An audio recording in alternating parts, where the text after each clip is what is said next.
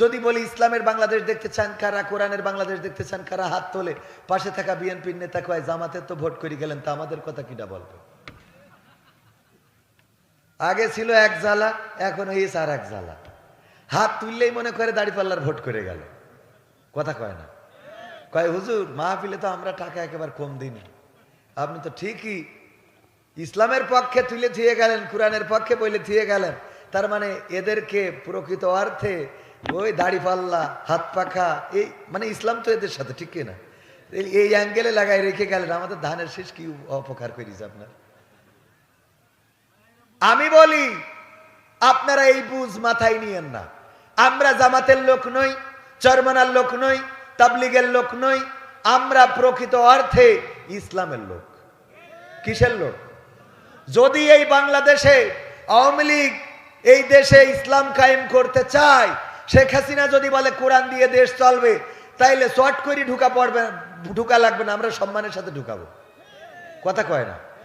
এই দেশে যদি বেগম জিয়া বা বিএনপি যদি মনে করে যে কোরআন দিয়ে দেশ চালাবে, তাইলে বিএনপি করতে আমাদের কোনো আপত্তি। কিন্তু জামাতে ইসলাম যদি বলে এই দেশে আমরা ক্ষমতায় যাওয়ার পরে স্মার্ট বাংলাদেশ গড়বো, ডিজিটাল বাংলাদেশ গড়বো, কোরআনিক বাংলাদেশ গড়বো না, এই জামাত ইসলাম আমরা করব না। আমার কথা বুঝেছেন কিনা? আবার যদি কোনোভাবে ক্ষমতায় যায়ও, যাওয়ার পরে যদি জামাতে ইসলাম, হেফাজতে ইসলাম, চরমনাই ইসলাম, যারা ইসলামের নাম দিয়ে রাজনীতি করে, তারা যদি এই দেশে ইসলাম কায়েম না করে, তাদের বিরুদ্ধে রাজপথে দাঁড়ানোর জন্য আমরা সদা সর্বদা প্রস্তুত আছি। বলেন ঠিক কিনা? কারণ ইসলামের কথা বলে ইসলামের পক্ষে যদি কাজ না করে, তাকে আমরা মানতে রাজি। কথা আমার মেসেজটা বুঝেছেন কিনা?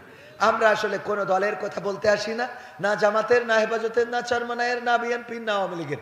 আমরা কথা বলতে চাই যেটা মানুষের জন্য কল্যাণ। আল্লাহ মানুষের কল্যাণের জন্যই কথা বলতে বলেছেন। আল্লাহ বলেছেন কুনতুম খায়রা উম্মাতিন উখরিজাত লিন-নাস তা'মুরুনা বিল মা'রুফ ওয়া তানহাউনা আনিল মুনকার। আল্লাহ বলেছেন সর্বোত্তম উম্মাত হিসাবে তোমাদেরকে সর্বশ্রেষ্ঠ উম্মাত করে পাঠাই দিলাম এই জন্য যে তোমরা সৎ কাজের আদেশ করবে মানুষদেরকে, এবং অসৎ কাজে কি করবে?